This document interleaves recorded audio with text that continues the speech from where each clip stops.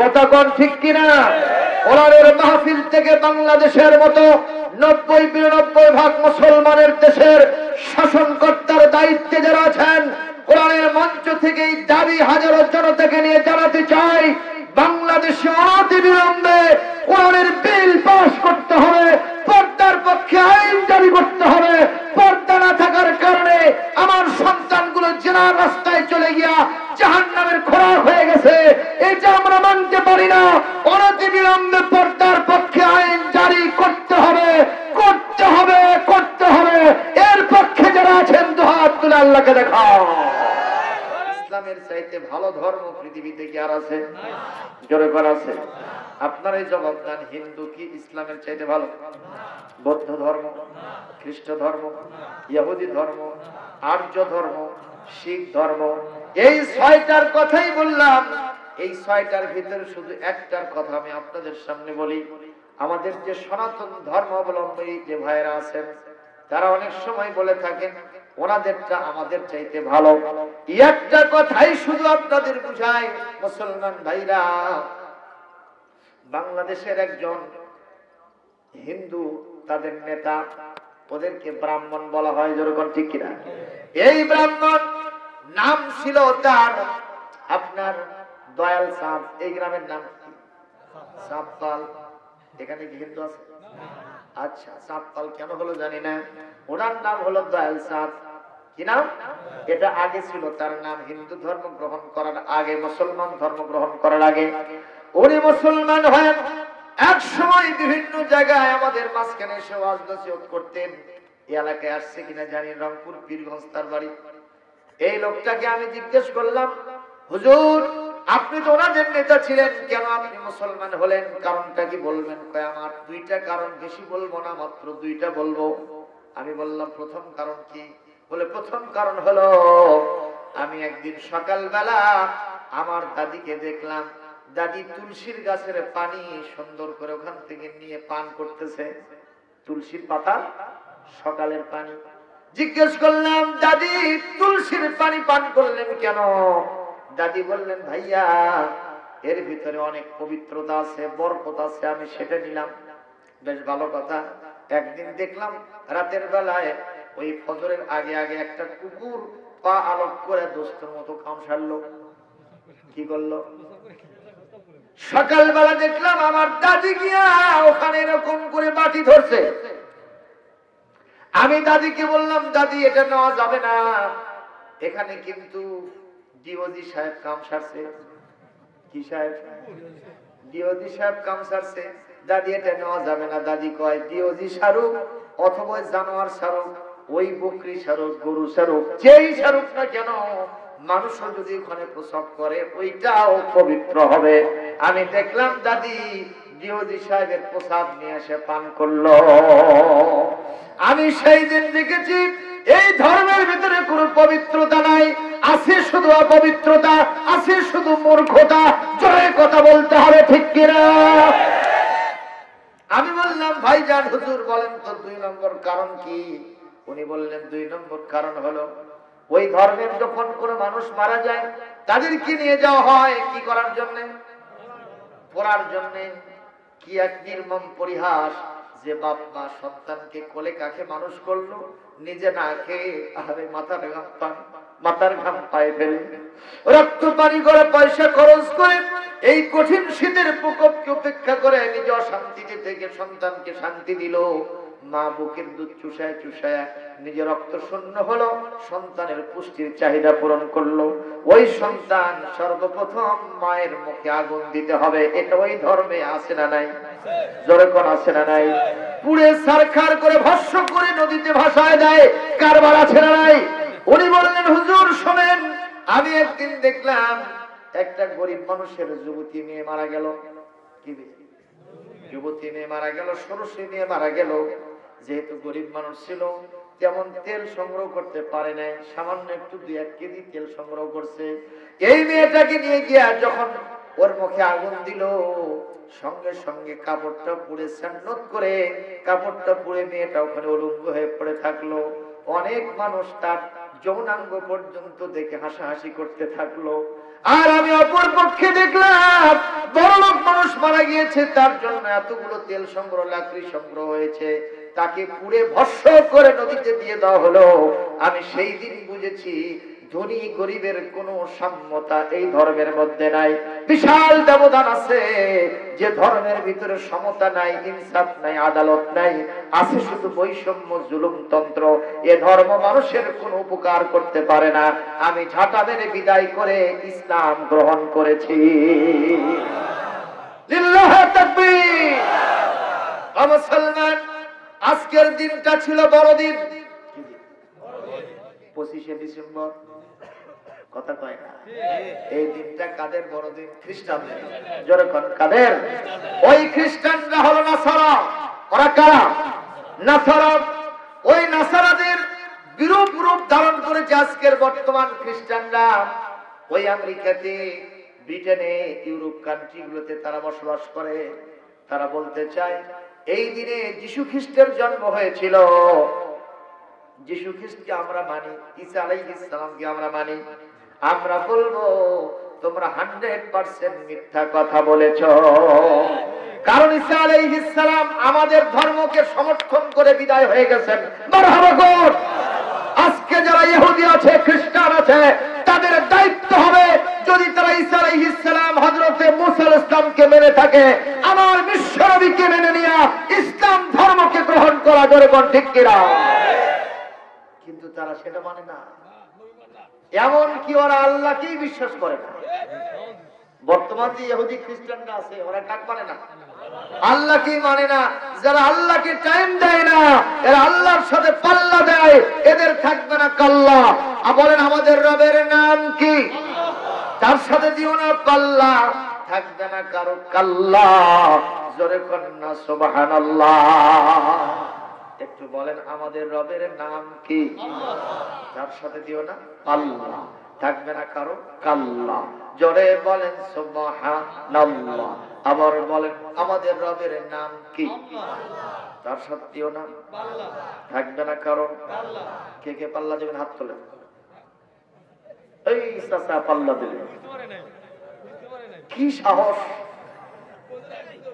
কি কষ্ট পেলেন আমার কথায়? প্রিয় ভাইরা, আল্লাহর সাথে পাল্লা দেওয়া যাবে? ফেরাউন দিয়েছিল, কাল্লা আছে না গেছে? নমরুদ দিয়েছিল, আছে না গেছে? আবু জেহেল দিয়েছিল, আছে না গেছে? এবং আবু জেহেলের নাতিপুতি এখনো যারা দিচ্ছে, কসম আল্লাহর, একদিন তাদের কাল্লা থাকবে না। ঠিক না ঠিক? যারা বলতেছে আলেম ওলামার হাত ভেঙে গুঁড়ো করে দিব, একদিন এমন আসবে তাদের কারোর সাথে হাত থাকবে না, পা থাকবে না, গুঁড়ো গুঁড়ো হয়ে জাহান্নামে চলে যেতে হবে। ঠিক না ঠিক? কোন সন্দেহ নাই। ঈসা আলাইহিস সালাম আমাদের ধর্ম সম্পর্কে কি বলছেন? কোরআন কারীমের 28 নম্বর পারা, 61 নম্বর সূরা, সূরার নাম সূরাতুস সফ, আয়াত নম্বর 6। কয় নম্বর? আমি এখনই তেলাওয়াত দেব, তেলাওয়াত হওয়ার সাথে সাথে জোরে আল্লাহু আকবার দিতে হবে। পারবে? কি কোনো অসুবিধা হচ্ছে? যখন মনে করবেন যে আর শুনতে ভালো লাগতেছে না, হাত তুলবেন, আল্লাহুম্মা আমিন। কারণ মাহমুদ ভাই আমাকে বলে নাই যে ভাই আপনাকে 2 ঘন্টা করতে হবে, এরকম চুক্তি নিয়ে আসিলেন। আল্লাহ রাসূল এমন একজন বক্তা ছিলেন, তিনি শ্রোতাদের মন মাইন্ড যাচাই করে করে ওয়াজ করতেন। কোরআনের কথা হাবিজাবি কথা নয়, এটা মহামূল্যবান গ্রন্থের মহামূল্যবান কথা। উলু বলে মুক্ত ছড়ানো যাবে না। আমরা মাঝে মাঝে করি যে ওরা জিন্দা না মুর্দা। দেখি যে আপনারা সিরাজগঞ্জের লোক তো সিরিয়াসগঞ্জ। মারহাবা কও। ঈসা আলাইহিস সালাম কি বললেন? এখন তেলাওয়াত দিচ্ছি কোরআন থেকে সূরাতুস সফ 6 নম্বর আয়াত, এবং এটি 28 নম্বর পারা, 61 নম্বর সূরা। জোরে কোন মারহাবা। وَإِذْ قَالَ عِيسَى ابْنُ مَرْيَمَ يَا بَنِي إِسْرَائِيلَ إِنِّي رَسُولُ اللَّهِ إِلَيْكُمْ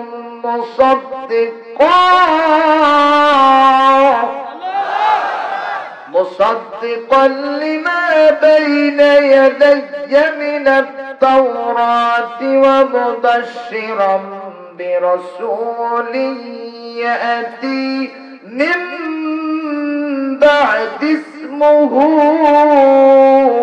أحمد فلما جاءهم بالبينات قالوا هذا سحر مبين তেলাওয়াত শুনে মজা লাগে না বোঝা লাগে? তাহলে আরো একটু জোরে বলেন আল্লাহু আকবার। আল্লাহু আকবার বলো রে মুমিন, আল্লাহু আকবার বলো রে মুমিন, তারি আকাশ আর তারি জমিন, আল্লাহু আকবার বলো রে মুমিন। আই কোরআনেরই কথা বলি, আই হাদিসেরই পথে চলি, চললে এ পথে জানি যাবে দুর্দিন, চললে এ পথে জানি আসবে সুদিন, আল্লাহু আকবার বলো রে মুমিন, জোরে আল্লাহু আকবার। তারি আকাশ আর তারি জমিন, আল্লাহু আকবার বলো রে মুমিন। আল্লাহু আকবারের গুণ আছে না নাই? এই আমাদের পার্শ্ববর্তী দেশ ভারতে, ওখানে এক হিন্দু মহিলা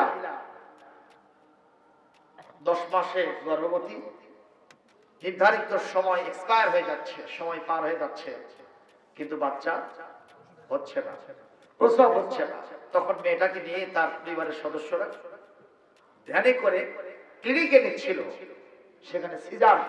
আমাদের দেশে সিজার আছে না নাই? হ্যাঁ, পেট কাটাকাটি আছে, এবং আগে থেকে প্রস্তুতি নিয়েই থাকে। এতে কি লস হয় জানেন? অ্যাবনরমাল পদ্ধতিতে আগে নয়, নরমাল পদ্ধতিতে হবে কিনা এটা চেষ্টা করে দেখা দরকার। আল্লাহর উপরে মানুষের তাওয়াক্কুল কমে গেছে, ভরসা কমে গেছে, যার কারণে আজকে অবস্থার সৃষ্টি হয়েছে। দরকার ঠিক না বেশি? ওই মা নামাজি দিনদার পরহেজগার হওয়া সত্ত্বেও তার সন্তান আবু জেহেলের নাতি হয়ে গেছে, আলেমদের বিরুদ্ধে মিছিল করে, আলেমদের হাত ভাঙতে চায়, ঘাড় মটকায় দিতে চায়, আলেমদেরকে দিয়া ময়দানে লড়াই করার জন্য তাদেরকে আহ্বান করে। যেরকম ঠিক না ঠিক? কেন এরকম সন্তান হয়? কারণ আছে। এই মা যখন তার পেটের সন্তানটা 4 মাসের পরে কি সন্তান হলো দেখার জন্য ওখানে আল্ট্রাসাউন্ড করতে যায়, কথা কয় না? যখন আল্ট্রাসাউন্ড করতে যায় তখন স্ক্রিনে ধরা পড়ে মেয়েটার লজ্জাস্থান পর্যন্ত ওখানে যারা বসে থাকে তারা দেখতে পায়। কথা বলেন ঠিক না ঠিক? এই যে বিষয়গুলি যেগুলো ছিল গোপনীয় আজকে সেগুলো প্রকাশমান হয়ে যাচ্ছে। আপনারা বলেন আজ থেকে 30 বছর আগে মায়েরা কি সন্তান প্রসব করে নাই? কথা কন। আমার মায়ের 1 নয় 2 নয় 12টা সন্তান, আল্লাহর রহমতে কাউকে সিজার করে জন্ম দেওয়া লাগে নাই। আমাদের মুখ কি হামনা টামনা হয়েছে? কোথাও কোনো সমস্যা আল্লাহর রহমতে নাই। মুসলমান কষ্ট পাচ্ছেন? এই জন্য এই মেয়েটাকে নিয়ে হাসপাতালে যায়, ক্লিনিকে যায়। তখন ভারতের আহমেদাবাদে ওখানে মুসলমান আর হিন্দুদের ভিতরে একটা দাঙ্গা চলতেছিল। মুসলমানদেরকে অনেকে পুড়িয়ে মেরে শেষ করে দিল। এখন এই কারবার পার্শ্ববর্তী দেশে আছে না নাই? আমরা কোরআন হাতে রেখে বলতে পারি সীমান্ত এলাকায় আমাদের কত মুসলমানদেরকে পাখির মতো গুলি করে ওরা শেষ করে দিচ্ছে। ঠিক না ঠিক? যারা আমার মুসলমানদেরকে একটা পা প্রসার হতে দেয় না, মুসলমানদের হাতে যদি গরুর গোশত থাকে সেটা তারা সহ্য করতে পারে না। গরুর গোশত খেয়েছে কিনা মুখের ভিতরে নাক লাগায় দিয়ে শুকে শুকে তাকে ধরে নির্যাতন করে জমিন থেকে বিদায় করে দেয়। ওরা আর যাই হোক বাংলাদেশের বন্ধু হতে পারে না। কথা কন মুসলমান, খুব নজর করে কথা শোনেন। ওখানে যখন মুসলমানেরা জিহাদের জন্য মিছিল করতেছিল, লিল্লাহি তাকবীর, আল্লাহু আকবার, একজন স্লোগান দিচ্ছে আর পিছনে সবাই নারায়ে তাকবীর আল্লাহু আকবার বলতেছে। ওই মেয়েটাকে তখন ভ্যানের উপর করে নিয়ে যাচ্ছিল ক্লিনিকে বাচ্চা প্রসব করার জন্য, সিজার করার জন্য। একজন বলেছে নারায়ে তাকবীর, সব বলেছে আল্লাহু আকবার। এই আওয়াজটা মেয়ের কান দিয়ে ঢুকেছে, মগজ দোলাই করেছে, কলিজার মধ্যে ঢোকার সাথে সাথে জালজালা পয়দা হয়ে গেছে। ওই আমার কাছে পত্রিকা সাক্ষী, সঙ্গে সঙ্গে এমন কম্পন সৃষ্টি হয়েছে ভ্যানের ভিতরে বাচ্চা প্রসব হয়ে গেছে। মারহাবা দেন। মুসলমান, এই মেয়েটা তখন সম্পূর্ণ সুস্থ, তার পেটের বাচ্চাটাও সম্পূর্ণ সুস্থ। আর লাগলো না ক্লিনিকে, হাসপাতালে। মেয়েটা বলল বাড়িতে আগে যাব না। কোন আওয়াজটা আমার কানে ঢুকলো, যে আওয়াজ আমার সন্তান অনায়াসে প্রসবের ব্যবস্থা করে দিল, আপনার হাজার হাজার রুপি খরচ হওয়া থেকে আমি বেঁচে গেলাম। এই আওয়াজটা এতই মধুর আমার কানে লেগেছে, কলিজায় এত ঠান্ডা লেগেছে, এই আওয়াজের মূল উদ্ধার না করে আমি বাড়িতে ফিরবো না। পার্শ্ববর্তী মসজিদের ইমামকে জিজ্ঞাসা করা হলো এটা কিসের আওয়াজ? বলে এটা দুনিয়ার কোন বাপ দাদার আওয়াজ না, কোন নেতা নেত্রীর স্লোগান নয়, কোন রাজনৈতিক দলের স্লোগান নয়, এটা মহান আল্লাহর মহানত্ব, বরত্ব, শ্রেষ্ঠত্বের ঘোষণা। এর নাম আল্লাহু আকবার। মেয়েটা বলল যদি তাই হয়ে থাকে, এত সুন্দর ধর্ম, এত সুন্দর আওয়াজ আমি পরিত্যাগ করব না। এখনই মুসলমান হয়ে তারপরে বাড়িতে ফিরে যাব। পত্রিকা রিপোর্ট করেছে পুরা পরিবার নিয়ে মেয়েটা মুসলমান হয়ে বাড়িতে ফিরে গেছে। তাহলে আমাদের স্লোগান আল্লাহু আকবারের মর্যাদা আছে না নাই? জীবনের শুরুতে আল্লাহু আকবার, মাঝে আল্লাহু আকবার, জীবনের শেষেও আল্লাহু আকবার। অনেকে বলে এই স্লোগান আমরা সহ্য করব না, এই স্লোগান বন্ধ করে দিব। গত বছর আস্তে কথা বলে, গত বছর এক নেতা বলেছিল, কোন নেতা আমি তার নাম বলবো না, বাই নেমে কথা বলবো না, নেতাজি বলেছিল যে এই আওয়াজের আমরা কবর রচনা করেছি, এই আওয়াজটা বাংলাদেশে যারা দেবে আমরা তাদের হাত পা ভেঙে গুঁড়ো করে দেব। এই আওয়াজ আর চলতে পারে না। আমরা বলবো আল্লাহর কোরআনের আওয়াজ যারা বন্ধ করতে চায়, মহান আল্লাহর বরত্ব, মহানত্ব, শ্রেষ্ঠত্বের ধ্বনি যারা বন্ধ করতে চায়, তারা বোকার স্বর্গে বাস করে, অবশ্যই তাদের গোষ্ঠী সত্তা শেষ হয়ে যাবে। আল্লাহু আকবারের ধ্বনি ছিল, আছে, কিয়ামত পর্যন্ত আকাশে বাতাসে তুলতে থাকবে, তুলতে থাকবে, তুলতে থাকবে। ঠিক তবে ঠিক আপনারা কি এই ধ্বনির সাথে থাকতে রাজি আছেন? নাকি বলবেন জালো জালো আগুন জালো? এরকম মিছিল বাংলাদেশে আছে না? মুসলমানের সন্তান বিসমিল্লাহ নাই, আউযুবিল্লাহ নাই, আল্লাহু আকবার নাই, মিছিলের শুরুতে বলে জালো জালো আগুন জালো। আরে ওইটা যে ইসলামের পক্ষে না বিপক্ষে, এখানেই তো প্রমাণ পাওয়া যায়। কষ্ট পাইলেন না? ভাইরা আমার, ঈসা আলাইহিস সালাম কি বললেন? ওয়াইদ ক্বালা ঈসা ইবনু মারইয়াম, মরিয়মের বেটা ঈসা একদিন বললেন, ইয়া বনি ইসরাঈল, হে বনি ইসরাঈল, যারা তোমরা আমার উম্মত হয়েছো, ইন্নী রাসূলুল্লাহি ইলাইকুম মুসাদ্দিকাল লিমা বাইনা ইয়াদাই, আমি আমার পূর্ববর্তী কিতাব তাওরাতের সত্যায়ন করার জন্য রাসূল হইছি। মারহাবা কোন? তার মানে মুসা আলাইহিস সালাম একজন সত্য নবী ছিলেন, আমি সেইটা প্রমাণ করার জন্য আসছি। 2 নম্বর আমার দায়িত্ব, ওয়া মুবাশশিরাম বিরাসূলিন ইয়াতি মিন বা'দি ইসমুহু আহমদ, আমার পরে অচিরেই একজন রাসূল আসবেন যার নাম হবে আহমদ, আমি তার শুভ সংবাদ দেওয়ার জন্য পৃথিবীতে এসেছি। সুবহানাল্লাহ, জোরে বলতে পারলেন না? সুবহানাল্লাহ, জোরে বলতে পারলেন না? তাহলে বোঝা যায় ইহুদি ধর্ম চলবে না, খ্রিস্ট ধর্ম চলবে না, হিন্দু ধর্ম চলবে না, একটাই মাত্র ধর্ম, সেই ধর্মের নাম হলো ইসলাম। আপনারা বলতে পারেন মুসলমান কি কখনো ধর্ম নিরপেক্ষ হতে পারে? কারণ আমাদের যিনি রব তার নাম কি? তার কাছে একটা ধর্ম আছে না নাই? পছন্দনীয় ধর্ম আছে না নাই? আল্লাহ নিজেও ধর্ম নিরপেক্ষ নয়, আমার রাসূল নিজেও ধর্ম নিরপেক্ষ নয়, সেকুলারিজমের পক্ষ নয়। আমার রাসূল ধর্ম নিরপেক্ষ ছিলেন না, ধর্মের পক্ষে ছিলেন। আর তামাম বিশ্ব আসমান জমিনের যিনি স্রষ্টা আমার আল্লাহ ধর্মের পক্ষ ছিলেন। জবাব দেন সেই ধর্মের নাম কি? আপনারা কেন বলবেন? কোরআনকে জিজ্ঞেস করবো আল্লাহর কাছে কোন ধর্ম পছন্দ একটু বলো না, কোরআন বলতে পারবে না? কোরআনে কারিমের 3 নম্বর সূরা, 3 নম্বর পারা সূরা আলে ইমরান আয়াত নম্বর 19, কত নম্বর? আল্লাহ বলেন ইন্নাদ-দীনা ইনদাল্লাহিল ইসলাম, আমি আল্লাহর কাছে পছন্দনীয় গ্রহণযোগ্য ধর্মের নাম হলো সুবহানাল্লাহ। জোরে বলুন। কোন মুসলমান যদি মাথায় টুপি দেয়, কষ্ট হচ্ছে কথাগুলো ভালো লাগতেছে? কোন মুসলমান যদি মাথায় টুপি দেয়, মুখে দাড়ি রাখে, নামাজও ঠিক মতো পড়ে, 5 ওয়াক্ত নামাজ মিস দেয় না, এখানে কয়রা পড়ছে, এখানেও কয়রা পড়ছে, এরকম মুসলিম আছে না নাই? তারপরেও সে স্লোগান দেয় ধর্ম নিরপেক্ষতা চলবে, ধর্মের পক্ষে নাই, আমরা ধর্ম নিরপেক্ষ, তাহলে সে আল্লাহর দলে থাকতে পারবে না।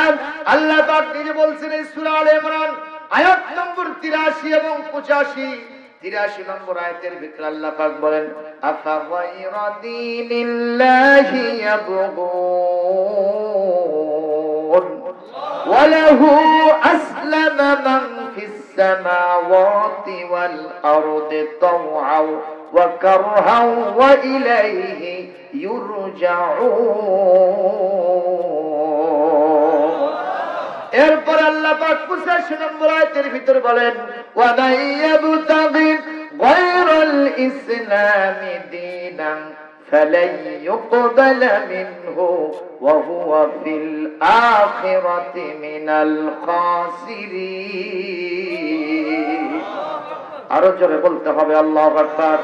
আল্লাহ বলেন ইসলাম বাদ দিয়া মুসলিম সেজে দাড়ি টুপি লাগায়া মুসলমানদের জার্সি পরে শুধুমাত্র মুসলমানের মহড়া দিচ্ছে, কিন্তু ইসলামকে জীবন ব্যবস্থা মানে না, এরকম মুসলিম আছে না নাই?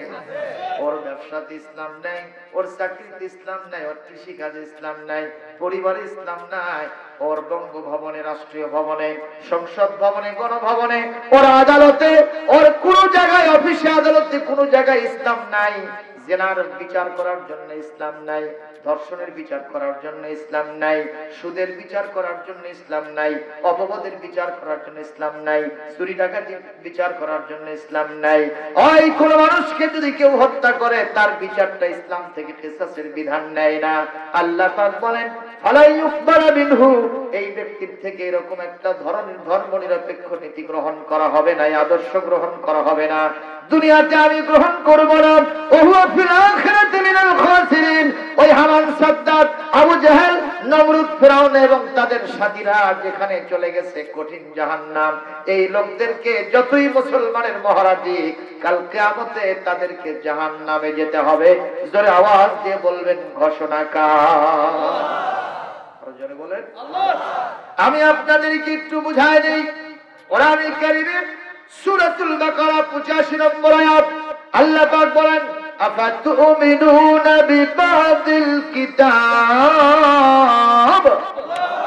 ওয়া তাকফুরুনা বিবাদ ফামা জাযাউ মান ইয়াফআলু যালিকা মিনকুম ইল্লা খিzyun ফিল হায়াতিদ দুনিয়া ওয়া ইয়াউমাল কিয়ামাতি ইউরাদ্দুনা ইলা আশাদ্দিল আযাব।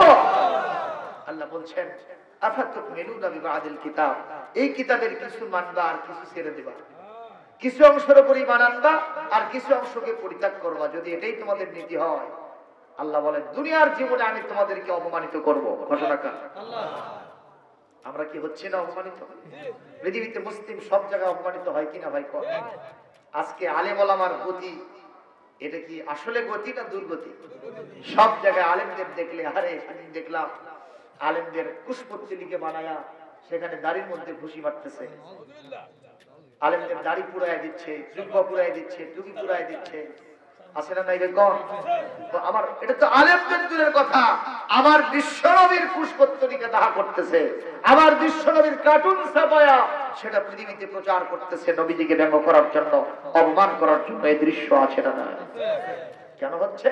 মুসলমান কোরআন ছেড়ে দিয়েছে, হাদিস ছেড়ে দিয়েছে, আজকে নিয়েছে ঢাক, ঢোলক, তবলা, ডুগি, নিয়েছে সারেগামা, পাধানিসা, বাবা খালু, মামা নানা, নিয়েছে নাটকের মঞ্চ, নিয়েছে সঙ্গীতানুষ্ঠান, কনসার্ট, নিয়েছে যাত্রার প্যান্ডেল, নিয়েছে মদ, জুয়া, ভাজা, ভাঙতারি, বাবা, চাচা, জোরে বলেন কথা ঠিক না বেঠিক? এগুলো কি আল্লাহর দেওয়া না শয়তানের দেওয়া? যার কারণে আজকে মুসলমানদের অবস্থা গতিক না বেগতিক? মুসলমান সম্মানিত না অপমানিত? প্রিয় ভাইরা, আমরা কি অপমানিত হতেই থাকবো? আমাদেরকে কি শান্তির পথে আসতে হবে না? আমাদেরকে কি সম্মান অর্জন করতে হবে না? তাহলে কি করতে হবে? কোরআন মানতে হবে। আমি যে আয়াত তেলাওয়াত করেছি আল্লাহ সেখানে বলছেন উদখুলু ফিস সিলমি কাফা। ও মুসলমান, ও ঈমানদার, তোমাদেরকে একটা মানবা আরেকটা ছেড়ে দেবে এটা করা যাবে না, বরং পরিপূর্ণভাবে ইসলামের মধ্যে দাখিল হতে হবে। নির্দেশ কাও ওয়ালা তাত্তাবিউ খুতুওয়াতিশ শাইতান, শয়তানের পথ পদবি অনুসরণ করা যাবে না। কারণ ইন্নাহু লাকুম আদুউম মুবিন, শয়তান হলো তোমাদের প্রকাশ্য বন্ধু। জোরে বলে, শয়তান হলো তোমাদের প্রকাশ্য শত্রু। অপর আয়াতে আল্লাহ বলেছেন ফাত্তাখিযুহু আদুওয়া, যে তোমাদের শত্রু তাকে শত্রু হিসেবেই গ্রহণ করতে হবে। কথা বলেন। প্রশ্ন হলো যে হুজুর শয়তানের পথ, এদিকে একটা পথ গেছে এদিকে একটা গেছে, এখানে দুইটা পথ আছে, একটা এদিকে গেছে আর একটা এদিকে গেছে। হুজুর বলেন তো, অথবা একটা এই রাজশাহী রোড আছে, কোন দিকে? এদিক দিয়ে, ওই যে রাজশাহী রোড সামনে দিয়ে গেছে। রাজশাহী রোড কোথা থেকে? সিরাজগঞ্জ থেকে, রোড থেকে ওদিকে গেছে। আর একটা বগুড়ার দিকে গেছে না? তো হুজুর এই দুইটার মধ্যে কোনটা শয়তানের পথ একটু কত? একটা সিরাজগঞ্জের দিকে আর একটা ঢাকার দিকে, একটা রাজশাহীর দিকে। এই পথগুলোর মধ্যে কোনটা শয়তানের পথ? আমি বলবো এইটা শয়তানের পথ নয়। শয়তানের পথ কোনগুলো আমি কি একটু ফাইন্ড আউট করে দেখাবো আজকে? আপনাদের কষ্ট হবে না তো তাতে? দেখেন আল্লাহ পাক বলছেন কোরআনে কারীম সূরাতুল মাইদা, এটি 5 নম্বর সূরা 6 নম্বর পারা 90 নম্বর আয়াতে আল্লাহ বলছেন শয়তানের রাস্তাটা কোনটা একটু দেখে নেন। আমি কিন্তু কোরআনের তাফসীর করছি, যেহেতু আমাদের ভাই আপনাদের ইমাম সাহেব লিখেছেন তাফসীরুল কোরআন মাহফিল, তো একটু তাফসীর যদি না করি হক আদায় হওয়া লাগবে না? কি বলেন, হওয়া লাগবে কিনা? আমার কথা কি আপনারা বুঝতে পারতেছেন? কোনো সমস্যা হয় না তো? কথা বুঝতে না পারলে আবার বেকায়দা হয়ে যায়। সেটা কেমন জানেন? ওই যে এক লোক তার ছেলেকে বিয়ে করাতে নিয়ে যাবে। এখন অনেকদিন আগের ঘটনা, তখন বিয়ের পোশাক ছিল ওই কিস্তি টুপি আর শেরওয়ানি। কি ছিল বলেন? কিস্তি টুপি আর শেরওয়ানি। এখন চিন্তা করলো যে এই যে এত দামের কিস্তি টুপি আর শেরওয়ানি বানাতে গেলে মেলা টাকা লাগবে, যদি কোথাও হাওলাত পাওয়া যায় ওটা দিয়ে কাম সারবো। মানে বখিল আর কৃপণ মার্কা মানুষ। তো যাই হোক, ওনার এক ভাতিজা কিছুদিন আগে বিয়ে করছে, যে বলতেছে আব্দুল্লাহ তুমি তো বিয়ে করছো, মানে তোমার ওই কিস্তি টুপি আর শেরওয়ানি ঠিকই আছে? এখনো ঠিক আছে, নতুন এখনো আভা যায় নাই, নিয়ে যান, ওটা দিয়ে দিলাম। তো আচ্ছা ঠিক আছে। বিয়ের দিনে ছেলেটা এসে বলতেছে চাচা আমি একটু বিয়েতে যেতে চাই বাড়ি। কয় যে অনেককে দাওয়াত দিলাম, তুমি তো কিস্তি টুপি আর শেরওয়ানি হাওলাত দিয়েছো, তোমাকে দাওয়াত না দিলে তো মানে না, চলো তুমি যাবা। ও চলে গেছে, বিয়ে শাদীর কারবার শেষ। এখন বরের পরিচিতি অনুষ্ঠান চলতেছে। কি চলতেছে? হয় না আপনাদের এলাকা হয় না? বর দেখানোর পালা হয় না? তো বর দেখানোর পালা। এখন ওই কিস্তি টুপি আর শেরওয়ানিওয়ালা ও বরের কানে কানে বলে ভাই আমি তোমার পাশে একটু বসবো। বলছে সমস্যা কি? এক পাশে দুলে ভাই বসবে আর এক পাশে তুমি বসবে, কোনো সমস্যা নেই। একজন আসছে, এসে বলতেছে বর কোনটা? এই যে লোক ওখানে বসে আছে কিস্তি টুপিওয়ালা শেরওয়ানিওয়ালা, সে বলতেছে বর এইটা, কিন্তু শেরওয়ানিটা কিন্তু আমার। কায়দা না বেকায়দা? নতুন বরের ব্যাপারে যদি এরকম মন্তব্য হয় তাহলে অবস্থা খারাপ না ভালো? খারাপ অবস্থা। তো বরের পিতা কানে কানে এসে বলে বাবা আব্দুল্লাহ তুমি এটা কাম করলে? আচ্ছা কি করছি বলে? কিস্তি টুপি আর শেরওয়ানি যে তোমার, সে কথা কি বলতে হবে? আচ্ছা বুঝতে পারিনি, এরপরে আর হবে না। বসে আছে আরেকজন এসে বলতেছে বর কোনটা? ও বলতেছে বর এইটা, কিন্তু শেরওয়ানির ব্যাপারে কোনো প্রশ্ন করা যাবে না। আপনারা বলেন শেরওয়ানির ব্যাপারে প্রশ্ন কি হলো না? মানে বরের পিতা শেরওয়ানিওয়ালাকে যে কথা বুঝাতে চায় কিন্তু সেটা বুঝতে পারছে না। বলছে বাবা তুমি আর আমার সম্মান নষ্ট করো না, তুমি ওঠো এখান থেকে। চাচা যে কোনো কাজ একবার দুইবার তিনবার হয়, প্রথম দুইবার বুঝতে পারিনি, এবার আর ওগুলো হবে না। আর একজন আসছে বর কোনটা? ও বলতেছে বর এইটা, কিন্তু শেরওয়ানিটা আমার নয়। আচ্ছা শেরওয়ানি যে ওর নয় এ কথা বলতে গেলে কিছু কিন্তু আছে না নাই? যখন আছে না নাই? তাই দিবাই কথাটা মেয়ের কানে চলে গেছে। মেয়ে বলেছে এমন একজন ছেলেকে আমার জন্য আমার বাবা বাছাই করেছে যে বিয়ের একটা পোশাক কিনতে পারে নাই, আজকে আমাকে অপমানিত লাঞ্ছিত করেছে, এই ছেলের ঘরে আমি যেতে রাজি নাই। কায়দা না বেকায়দা? তাহলে কথা বুঝতে না পারলে কায়দা হয় না বেকায়দা হয়? এই জন্য আপনারা কি বুঝতে পারতেছেন? আমার বাড়ি কোথায়? এই বগুড়ার সিরাজগঞ্জ, একেবারে পাশাপাশি। এটা ঠিক না বেঠিক? আমার কথা এমন নয় যে আমি ওই কুমিল্লা থেকে আসছি। আল্লাহু তাআলা হযরতে সাইয়েদনা আলী রাদিয়াল্লাহু তাআলা আনহু সহ সবাই হুজুর সাল্লাল্লাহু আলাইহি ওয়াসাল্লামের সিলসিলায় কোরআনের বিধান ইমপ্লিমেন্ট করে আইন পাস করে ঝাঁটা মেরে মত বিদায় করে দিয়েছিলেন। মারহাবা কর। এমনকি হযরত ওমরের ছেলে নাম ছিল আবু শাহমা। কি নাম ছিল? জনগণ কি নাম ছিল? আবু শাহমা। কিশোর বয়স। যেহেতু সমাজের ভিতরে কিছু দুষ্ট প্রকৃতির লোক ছিল, বন্ধু বান্ধবের সাথে ঘুরতে গিয়া উনি দুষ্টামির সবলে ওদের প্ররোচনায় পড়ে একটু মদ পান করেছিলেন, কিংবা মুখে নিয়ে আবার বমি করে ফেলে দিয়েছেন। হযরত ওমর একদিন ছেলে আবু শাহমার রুমে প্রবেশ করে তিনি বললেন, বাবা, হাল শরীফতাল খামরা, তুমি কি খামর পান করেছো? তুমি কি মদ পান করেছো? এরকম গন্ধ কেন আমার নাকের ভিতরে আসলো? সঙ্গে সঙ্গে ওমরের ছেলে আবু শামা বলছেন, আব্বাজি, মা শরীফতুল খামরা বাল শরীফতুন নবীদা, আমি খামর খাই নাই, পান করি নাই, আমি নবিস পান করছি। নবিস পান করছি। নবিস জায়েজ আর মদ হলো হারাম। কে করেছেন? জোরে কোন কে করেছেন? হযরত ওমর বললেন, দেখি তোমার মুখটা নিয়ে এসো, আমি নাক দিয়ে শুকবো, ঘ্রাণ নেব। উনি সঙ্গে সঙ্গে নাকটা তার মুখের কাছে নিয়ে গেলেন। ওনার কাছে প্রমাণিত হলো নিঃসন্দেহে মদের সাথে কোনো সংস্রব আমার ছেলে রেখেছে। আমি বাপ হতে পারি, ছেলে যদি অন্যায় করে আমি ওমর ফারুক উপাধি পেয়েছি, সত্য মিথ্যার মধ্যে পার্থক্য করব, আদালত ইনসাফ কায়েম করব। যদি বাপের বিরুদ্ধেও যায়, আমার ছেলের বিরুদ্ধেও যায়, আমি ওমর কোনো পরোয়া করতে পারি না। মারহাবা দা মুসলমান, কথা বলেন ঠিক না ঠিক? আজকে আমার সমাজে, গোটা বিশ্বে কোন ছেলে কিংবা মেয়ে, রাষ্ট্রপ্রধান তো দূরের কথা, মেম্বারের ছেলেও যদি হয়, নিজের ছেলের বিরুদ্ধে কোন ডিসিশন গ্রহণ করতে পারে না। ঠিক না? কথা কয় না? পুকুর চুরি করলেও কয় কিছুই না। নিজের ছেলে যদি, গৃহস্থের ছেলে যদি চাল খায়, কয় টেস্ট করতেছে। আর কাজের মেয়ের ছেলে যদি চাল খায়, কয় যে জীবনে খায় নাই। এরকম বৈষম্য আমার দেশে আছে না? আরে ভাই, কথা বলতে হবে। আমার সালমান হযরত ওমর বললেন, আল্লাহ নির্দেশ দিয়েছেন, ওয়ালা আলা আনফুসিকুম আবিল আকরিবাই আকরাবি। আল্লাহ বলেছেন, নিজের বিরুদ্ধে গেলেও ন্যায় বিচার করতে হবে, আর যদি আত্মীয় স্বজনের, নিকটতম স্বজনের বিরুদ্ধেও যদি চলে যায়, তাও ন্যায় বিচার কায়েম করতে হবে। নির্দেশকার। সঙ্গে সঙ্গে হযরত ওমর ছেলেকে ঝান্টা দিয়ে ধরে নিয়ে আসলেন। মসজিদে নববী শরীফের বাইরে বারান্দায় খুঁটির সাথে বেঁধে রেখেছে। নিজের ছেলেটাকে বেঁধে ফেলেছে। মুসল্লিরা মসজিদে প্রবেশ করতেছে, আর আবু শাহমা দু চোখের পানি ছেড়ে দিয়ে কাঁদতেছে। সবাই চিন্তা করলো, আবু শাহমাকে এখানে কে বেঁধে রাখলো, কে এই কাজটা করলো?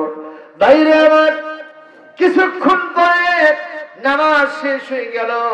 হযরত ওমর এলান করলেন, আজকে সমস্ত মুসল্লিদের দাওয়াত, তোমাদেরকে সাক্ষী থাকতে হবে, নিজের চোখে দর্শন করতে হবে, আর মানুষের কাছে বর্ণনা করতে হবে। বলে সেটা কি? বলে আমার আপন ছেলে আবু শামা মদ পান করেছে, আমি ওমর বিচারক, আমি এই মুহূর্তে তার বিচারটা কার্যকর করব।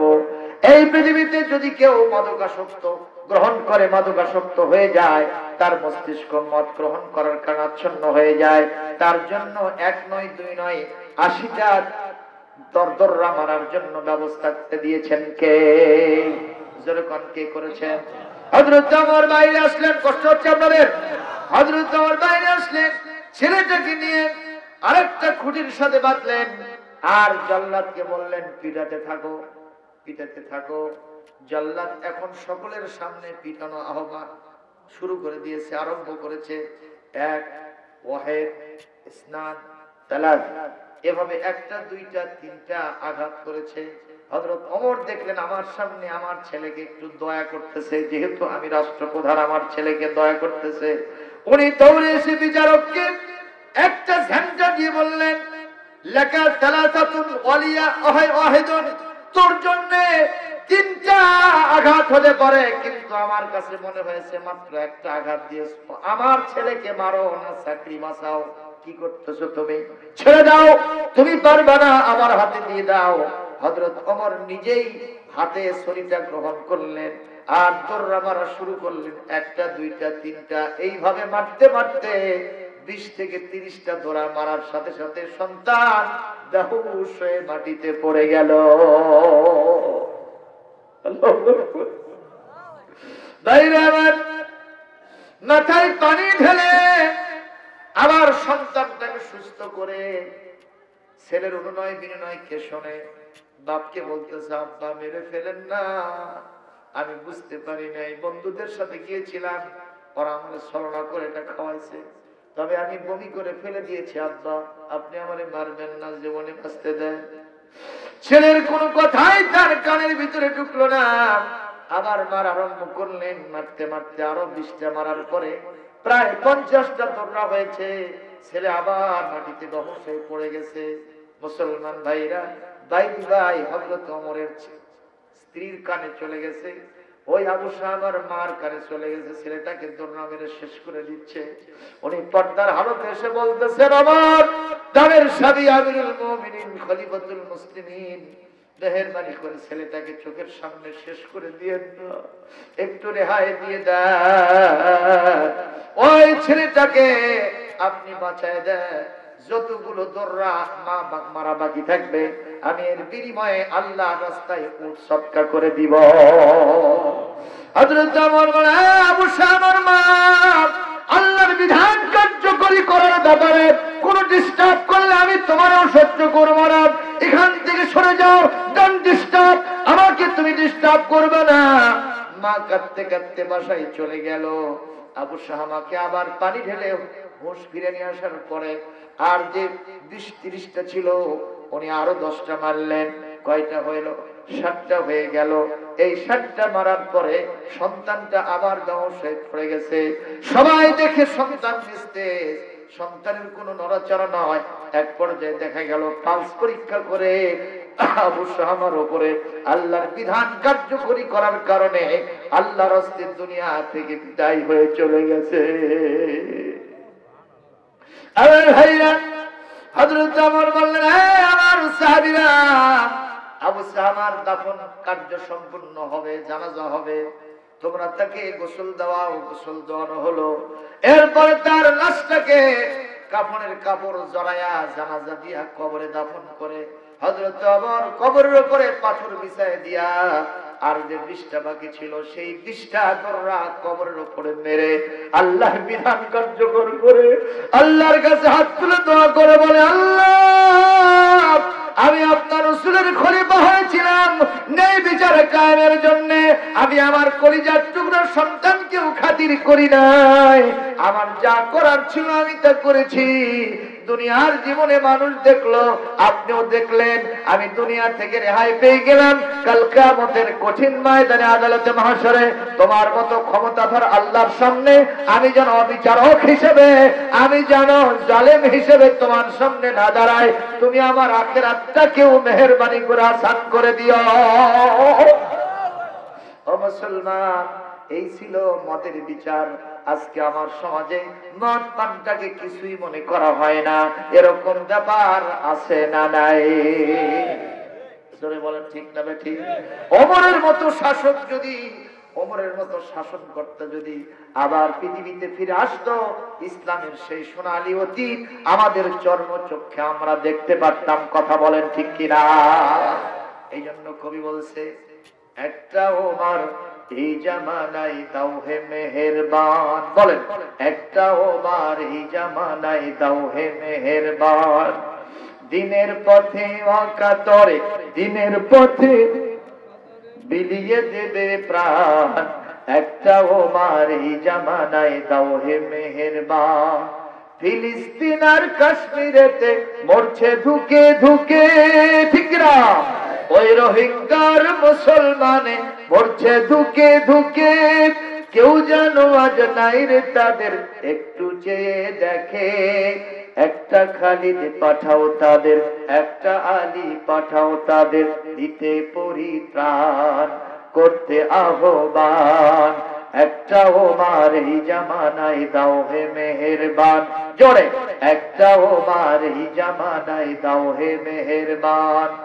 দিনের পথে অকাতরে, দিনের পথে অকাতরে বিলিয়ে দেবে প্রাণ।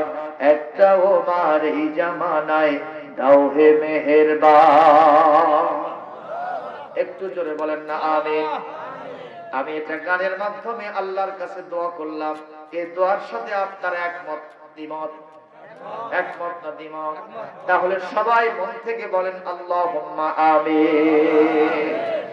একটু মুহাব্বতান জিকির করেন সুবহানাল্লাহ ওয়ালহামদুলিল্লাহ লা ইলাহা মুহাম্মাদুর রাসূলুল্লাহ সাল্লাল্লাহু। আপনারা বলেন তাহলে মত কার রাস্তা? সবাই বলেন। জুয়া, পূজা, লটারি। আমাদের দেশে লটারি তো নাই নাকি? আছে। আমি নামাজও পড়তেছি, এগুলোর সাথে ইনভলভ হচ্ছি। আহারে, লটারি কিন্তু কিছুই মনে করা হয় না। এখন এই যে পোস্ট অফিসের মাধ্যমে কি দেয়, ওটা প্রাইজ আছে না নাই? ওর ভিতরে ওষুধ আছে, ওইটাও লটারি, ঠিক কিনা? কম লটারি না জায়েজ কেন? প্রশ্ন হতে পারে, লটারি কেন না জায়েজ? আমার থেকে 10 টাকা নিল, এখানে সবাই 10 টাকা করে দিয়ে দিল, 10 টাকা করে সবাই দিলাম, প্রাইজ পালো 10 জন। এখন অথচ লোক আছে আমরা 500 জন। কথা বলেন ঠিক না বেঠিক? 500 জন লোক আমরা, আর দিলাম সবাই 10 টাকা করে, প্রাইজ পালো কয়জন? আর এতগুলো লোক যে পাইল না, তাদের লস হইল কি হইল না? 2 টাকা হলেও তো লস হয়েছে। ইসলাম এটা পছন্দ করে না, এজন্যই লটারি ইসলামে নিষিদ্ধ। যখন মারহাবা, এগুলোর সাথে আমাদের জড়িত থাকা চলিবে না। তাহলে 1 নম্বর গেল এই কয়েকটা পয়েন্ট, শয়তানের পথ। আল্লাহ বলছেন এগুলো গ্রহণ করো না, দুনিয়া এবং আখিরাতে সফল হতে পারবা। সুবহানাল্লাহ। শয়তানের পথ আর একটা কোনটা? কোরআনে কারীম 15 নম্বর পারা 17 নম্বর সূরা, সূরা বানি ইসরাঈল আয়াত নম্বর 32। আল্লাহ পাক বলেন ওয়ালা তাকরাবুস জিনা ইন্নাহু কানা ফাহিশাতাও ওয়া সাআ সাবিলা। আল্লাহ পাক বলেন খবরদার জিনা করা তো দূরের কথা, জিনার নিকটবর্তীও হয়ো না। নিষেধ। কারণ এটা হলো নিকৃষ্টতম ফাহিশা, অশ্লীল কাজ। আর অশ্লীলতা ইন্নামা ইয়া'মুরু বিল বিসসুই ওয়াল ফাহশা। এই পৃথিবীতে শয়তান একমাত্র ফাহিশা, অন্যায়, অবিচার এবং অশ্লীলতা, বেহায়াপনা, জিনা, ব্যভিচারের নির্দেশ যে দেয় তার নাম হলো শয়তান। জোরে কোন ঠিক বেঠি? আমাদের দেশে জিনা ব্যভিচার আছে না নাই? নাই? ইমাম সাহেব কি হলো? জিনা ব্যভিচার কথা কোন আছে না নাই? কয়েকদিন আগে বললো আবু সালমান টকশোতে এসে বলে, ওই বিভিন্ন সংবাদ সম্মেলনে বলে এরা হলো ওই হুকুমি আলেম, আর 2 নম্বর হলো তরকারি আলেম। এরা খালি দাওয়াত খাওয়া পার্টি। কথা কয় না? দাওয়াত খেতে খেতে ইমাম সাহেব, হুজুর সাহেবের পেটটা এরকম তরমুজের সাইজ। ঈদের দিনে কোলাকুলি করতে গেলে কোলাকুলি হয় না, খালি পেটাপটি। কথা কয় না? আছে না? খালি পেট, 4 ইঞ্চি সিনা বাদ দিয়ে পুরোটাই পেট। হলের ভেতরে ঢুকবে, পেটের ধাক্কায় হলের দরজা খুলে গেছে। যারা রিসেপশনে বললো ছিল তারা বললো যে হুজুর নেতা কোথায়? এটা তো পেট দেখতেছি। কয় নেতা পেছনে। আগে কি চলতেছে? পেট চলতেছে।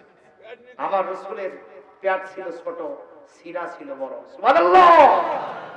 নিজে না খেয়ে উম্মতকে খাওয়াইছেন, নিজে না পড়ে উম্মতকে পড়াইছেন, নিজে শান্তি ভোগ করে উম্মতকে শান্তি দেখার স্বপ্ন দেখাইছেন। ঠিক কিনা? সেই নবী আমরা পাইছিলাম। আলহামদুলিল্লাহ। এই নবীকে পাওয়ার কারণে আমরা ধন্য গণ্যমান্য, বলেন না ঠিক কিনা? প্রিয় ভাইরা আমার, এরপরে যে আলেম সেটা হলো, সেই আলেমের নাম হলো দরকারি আলেম। কি আলেম? দরকারি আলেম। যারা এই সমাজে দরকারি আলেম এরা হলো ড্রাইভার। কি ভাই? আপনারা বলেন, একটা গাড়ি যখন অ্যাক্সিডেন্ট করতে যায় তখন সর্বপ্রথম কে টের পায়? সবাই বলেন, ড্রাইভার টের পায়। এরপরে টের পায় যারা কন্ডাক্টর, ওখানে যারা হেল্পার থাকে তারা টের পায়।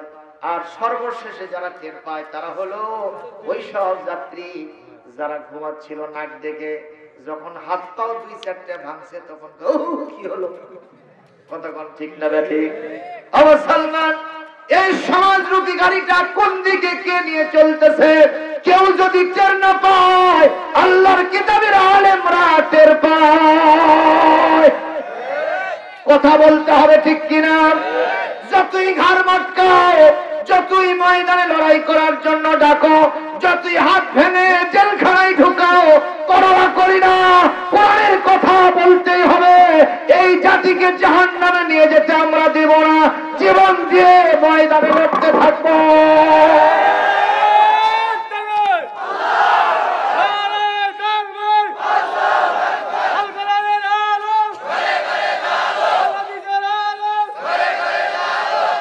জোরে বলেন কথা ঠিক কিনা? মুসলমান ভাইরা, এই পৃথিবী থেকে আমাদের মরতে হবে কিনা? কথা বলেন, মরতে হবে কিনা? কবি বলছে, মরতেই হবে যখন শহীদি মরণ দিও আমাকে, শাহাদাত জানি শুধুই জীবন, সে জীবন দিও আমাকে, মরতেই হবে যখন শহীদি মরণ দিও আমাকে, রোগে শোকে মরণ দিও না আমায়, বিপদ মুসিবতে নিও না আমায়, এমন মৃত্যু দিও চোখ বুঝেও যেন দেখি তোমাকে, মরতেই হবে যখন শহীদি মরণ দিও আমাকে। ওই বিশ্বনবী আলাইহিস সালামদের চাইতে আমাদের জীবন বেশি দামি নয়, রাসূলুল্লাহর সাহাবীদের চাইতে আমাদের জীবন বেশি দামি নয়। কথা বলেন ঠিক কিনা? বেলাল চলে গেল, খাব্বাব চলে গেল, খুবাইব চলে গেল, আম্মার চলে গেল, ইয়াসির চলে গেল, আমার মা সুমাইয়াকে উলঙ্গ করে তার লজ্জাস্থানের ভিতরে বর্ষা ঢুকায় দিয়া জমিন থেকে বিদায় করে দিল, শাহাদাতের পেয়ালা পান করে চলে গেলেন। ওই ফিরআউনের স্ত্রী মহিষী নারী, যার কথা আল্লাহ কোরআনে উল্লেখ করেছেন, আল্লাহ পাক বলেন কোরআনে কারীমের ভিতরে, ওয়াদারাবাল্লাহু মাসালাল লিল্লাযীনা আমানু ইমরাআতা ফিরআউনা ইয ক্বালাত রাব্বি ইবনিলি ইনদাকা বাইতান ফিল জান্নাতি ওয়া নাজ্জিনি মিন ফিরআউনা ওয়া আমালিহি ওয়া নাজ্জিনি মিনাল কওমিজ যালিমিন। কোরআন কারীমে 28 নম্বর পারার সূরাতুত তাহরীম, এখানে আল্লাহ পাক 10 নম্বর 11 নম্বর আয়াতের ভিতরে বলেন, ইতিহাসের পাতা উল্টাও, ইতিহাসের পাতা উল্টাও। ওই ফিরআউনের স্ত্রী আসিয়ার দিকে একটু তাকাও। আসিয়া ফিরআউনের স্ত্রী হতে পারে, কিন্তু ফিরআউন যখন বলল আনা রাব্বুকুমুল আলা, আমি হলাম সর্বশ্রেষ্ঠ রব, হযরতে আসিয়া বললেন, তুমি আমার রব হতে পারো না, আমার রব তো তিনি যার দিকে মুসা আমাকে ডাকে। বলেন আমাদের রব কে? আল্লাহ। বলেন আল্লাহ আমার রব, এই রবই আমার সব। সবাই বলেন আল্লাহ আমার রব, দামে দামে তনু মনে তারি অনুভব। আল্লাহ আমার রব, এই রবি আমার সব। তোমার দুনিয়াতে আমি যেদিকে তাকাই, অথই নিয়ামতে ডুবে আছি সবাই। পাখ পাখালির গানে শুনি তসবিহ করো রব, তসবিহ করো রব। আল্লাহ আমার রব, এই রবি আমার সব। আল কোরআনের পথ, এই পথই আসল পথ। অন্য পথে অন্য পথে নেই যে রহমত। আল্লাহ আমার রব, এই রবি আমার সব। একটু মারহাবা দেওয়া যায় না? আমি তো কোরআনের গান গাইছি, আল্লাহর গান গাইছি, এজন্য মারহাবা পাইনি। মমতাজ ম্যাডাম আসলে ওপরে চান্দা লাগতো না, নিচে খড় বিছানো লাগতো না। কঠিন শীতের প্রকোপকে উপেক্ষা করে ওই যুবকেরা দেখবেন ভালো হাল ছাড়তো, পথই চল ছাড়তো। যুবকরা সারা রাত্রি আরামের বিছানার ঘুমকে হারাম করে হা করে থাকতো। কোন দিক থেকে মশা ঢোকে আর বাড়াবে টের পায় না। আর এদিক থেকে বলবে ওয়ান মোর, আর একটা চলতে থাকবে। আর 500,000-এর করকরা নোট ওই নর্তকীর পায়ের নিচে পড়বে। এদিকে চরিত্রের পানি বাড়ালো, ইমান নষ্ট করে জাহান্নামের খোরাক বানায় দিল, আর পকেটের পয়সা শেষ করলো। তারপরেও সেই শিল্পী সাহেবাই আমাদের দেশের সবচেয়ে বেশি মারহাবা পায়। কথা কয় না? আর আমরা আল্লাহর নামে গান গাই রে, আমরা একটা মারহাবাও পাই না। ও সিরাজগঞ্জের সদরের লোকেরা, একটু আস্তে করে কি মারহাবা দেওয়া যাবে? তাহলে একটু সবাই মিলে আস্তে করে কোন মারহাবা, আরো জোরে, জোরে হলো না, আরো আস্তে। আলু আলু লাগতেছে কি? ভয় লাগতেছে? মুসলমান, আমাদের এই সমাজে উল্টা পাল্টা কাম চলতেছে কি চলতেছে না? বুড়ি মহিলারা বোরকা পরে আর শরীরা বোরকা নাই, সফান সফা। আর এজন্য যুবকেরা পেছন থেকে বলতেছে ডাক্কান ডাক্কা, সুন্দরী চলেছে। এই দেখছেন শরীরে মুখস্থ আছে না? আমি ইসলামী সঙ্গীত কোরআনের আয়াত টান দিয়ে ছেড়ে দিলে কেউ সামনে যায় না। দু একটা গানের কলি যদি ছেড়ে দেয়, ওরা শেষ করে দেয়। আছে না? প্রিয় ভাইরা আমার, খেয়াল করেন, বুড়ি মহিলারা আজকে বোরকা পরে। আমাদের যারা দাদি, আমাদের যারা নানি, তাদের কি আর যৌবন আছে? তাদের দিকে ছেলেরা তাকাবে? কথা কন। যদি কোন যুবক ইনকেস তার দিকে আসার পরে আবার হুঁশ ফিরে আসার পর অন্যদিকে তাকাবে, চোখের বালু। ঠিক না বেটি? আর যুবতী নারী, তাদেরকে আজকে আমরা লুঙ্গিনি করে, বেহায়াপনা করে, আটো সাটো পাতলা ফিনফিনা পোশাক পরে রাস্তায় ঘোরাচ্ছি। কথা কয় না? এমন কি মুসলমান ভাইরা, আজকে যে এই বড় ফোনটা আছে না নাই সবার হাতে, আমি তো এর নাম দিয়েছি, এটা অ্যান্ড্রয়েড সেট নয়, এটা বড় কোনো সেট নয়, এর নাম হলো ঠেলা গাড়ি। খালি ঠেলতেছে। এই ঠেলা গাড়ি ঠেলতে ঠেলতে কত যুবক বিদায় হয়ে গেল গাড়ির তলে পড়ে, ট্রেনের তলে পড়ে। এটা ঠেলতে ঠেলতে ওই টেরি পায় নাই, আমাকে সাইজ করতেছে গাড়ি। হানিফা ওয়া মা আনা মিনাল মুশরিকিন। হানিফ গাড়ি সাইজ করছে। কি গাড়ি? এই ঠেলা গাড়ি ঠেলতে ঠেলতে যুবকরা আজকে শেষ হয়ে গেল। এই যুবক, এই গভীর রাত্রিতে তোমার হাতে অ্যান্ড্রয়েড সেট, এই ফোনটা তোমার হাতে আছে। ইচ্ছা করলে তুমি গুগলে সার্চ দিয়া, ইচ্ছা করলে তুমি ইউটিউবে চলে গিয়া ল্যাংটা নারীর উলঙ্গ ডান্স দেখতে পারো। ইচ্ছা করলে তুমি সেখানে ওই নারীর যৌন কেলি দেখতে পারো। আরেকটা পুরুষের সাথে সরাসরি সহবাস করতেছে, নাউজুবিল্লাহ, সেই দৃশ্য তুমি দেখতে পারো। তুমি মনে করতেছো আমার জানলা বন্ধ, দরজা বন্ধ, বাপ মা সব ঘুমাই গেছে, সারা রাত মজা করে আমি এটা দেখতে থাকবো। যুবক রে, একটু তেলের কানটা লাগাও, আর একটু তুমি গবেষণার দৃষ্টিতে তাকাও। তুমি লাগামহীন নাও, বাপ মা ঘুমায় গেছে, দরজা জানালা বন্ধ করেছো, তুমি মনে করতেছো কেউ দেখে না, আমি ছাড়া কেউ নাই। আমার আল্লাহ বলেন একা থাকলে আমি দুইজন হিসেবে তোমার পাশে আছি, দুইজন যদি থাকো আমি তিনজন আছি, তিনজন থাকলে আমি চারজন আছি, পাঁচজন থাকলে আমি ছয়জন আছি। বান্দারে তুমি আছো যেখানে, আমি আল্লাহ সেখানে। কথা বলেন ঠিক কিনা? আল্লাহ বলেন লা তুদরিকুহুল আবসার ওয়া হুয়া ইউদরিকুল আবসার ওয়া হুয়াল লাতীফুল খাবীর। আল্লাহ রাব্বুল আলামিন বলেন ইয়ালামু খাইনাতাল আ'য়ুনি ওয়া মা তুখফিস সুদূর।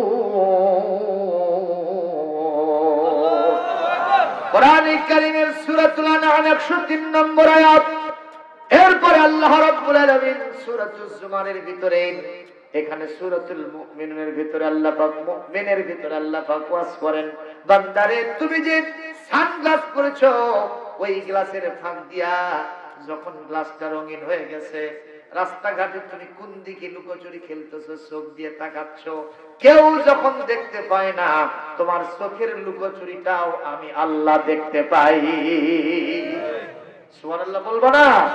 এই যুবক আমি তোমাকে অনুরোধ করি, পায়ে হাত দিয়া ওই রাতের বেলায় এই কাজটা না করে মোবাইলটা আস্তে করে বালিশের নিচে ঢুকাইয়া দিয়া ঠান্ডা পানি দিয়ে ওযু করে এসে আল্লাহর জন্য সিজদায় পড়ে যাও। আমার আল্লাহ বলেন, এই যুবক জিনার কাছে যাস নাই, ল্যাংটা নারীর দেহ দেখিস নাই, আমি আল্লাহর ভয়ে। এই হাদিস শরীফের ভিতরে মুসলিম, বুখারী, তিরমিজি শরীফের মিশকাতুল মাসাবিতে আসছে, যদি কোন যুবক আল্লাহর জাহান্নামের ভয়তে আল্লাহর কথা স্মরণ হওয়ার কারণে, গুনার কথা স্মরণ হওয়ার কারণে যাকারাল্লাহ খালিয়ান ফাফাদাত আইনাহু, সিজদায় পড়ে গিয়া দু চোখের পানি দিয়ে যারা যায় নামাজ ভিজায় দিতে পারে, আল্লাহর নবী বলেন কাল কিয়ামতের কঠিন ময়দানে যখন কোনো ছায়া থাকবে না, মাথার মগজগুলো মমের মতো গলে গলে নাক মুখ দিয়ে পড়তে থাকবে, ওই মুহূর্তে আমি আল্লাহ তাআলা তোমাকে আরশের ছায়া দিব। শুধু তাই নয়, আমার রাসূলের নেতৃত্বে হযরত ইউসুফ আলাইহিস সালামের সাথী বানায়া তোমারে জান্নাতে দিয়ে দিব। জোরে কোন মারহাবা, জোরে কোন আমিন। ও মুসলমান, কিন্তু এই কথা সত্য, আমাদের কাছে আছে শুধু কোরআন, আমাদের কাছে নাই সুলতান। এই কোরআন আর সুলতান, সুলতান মানে ক্ষমতা, সুলতান মানে কি? আরো যেরকম কি? এই কোরআনটা কোরআনের জায়গায় আছে, এটা যদি সংসদে নিয়ে যেতে পারতাম, আল্লাহর কসম এই দেশটাতে এমন বিধান জারি হয়ে যেত, আমরা ইসলামের মধ্যে পুরোপুরি প্রবেশ করতে পারতাম। সুবহানাল্লাহ।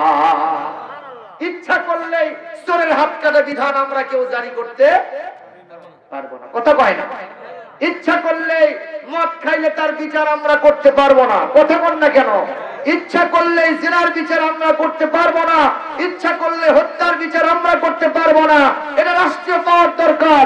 কোরআন এমনি যা পারে না, রাষ্ট্রীয় ক্ষমতায় গেলে কোরআন তার চেয়ে বেশি করতে পারে। সুবহানাল্লাহ। চান কি না?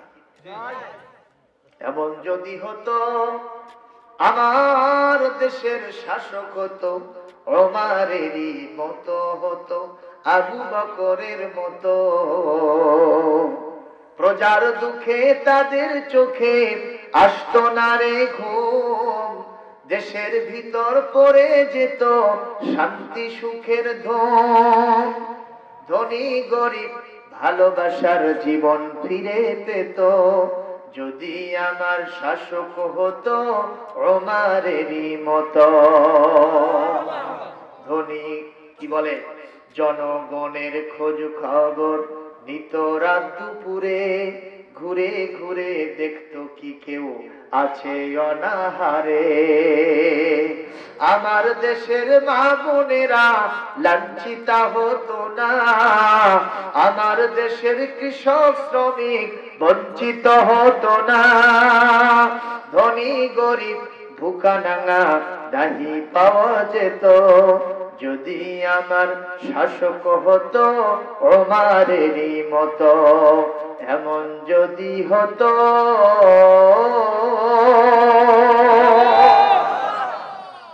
যদি এমন হতো কেমন হতো? সবাই বলেন কেমন হতো? আমি শেষ করে দিব, কষ্ট হচ্ছে আপনাদের। আমার মুসলমান নারীদের গায়ে পর্দা নাই। আপনারা বলেন যদি পর্দাটা সংসদ ভবন থেকে পাশ হয়, আপনারা বলেন কোন বেপর্দা নারী কি রাস্তায় হাঁটতে পারতো? এই করোনার কারণে আমাদের মুখে কি পরার জন্য সরকার বিধান দিয়েছে। এখন কি কারো বাড়িতে বাদ আছে? কথা বল না কেন? আমার এক টাউই সাহেব মুরব্বী মানুষ, ইমাম সাহেব, খতিব সাহেব মানুষ দোকানে বসে আছে। আমি যেখানে গ্রামের বাড়ি জামাদার পুকুর বাস স্ট্যান্ডে ওনার দোকান। ইয়নো সাহেব মহিলা মানুষ চলে গেছে ওখানে।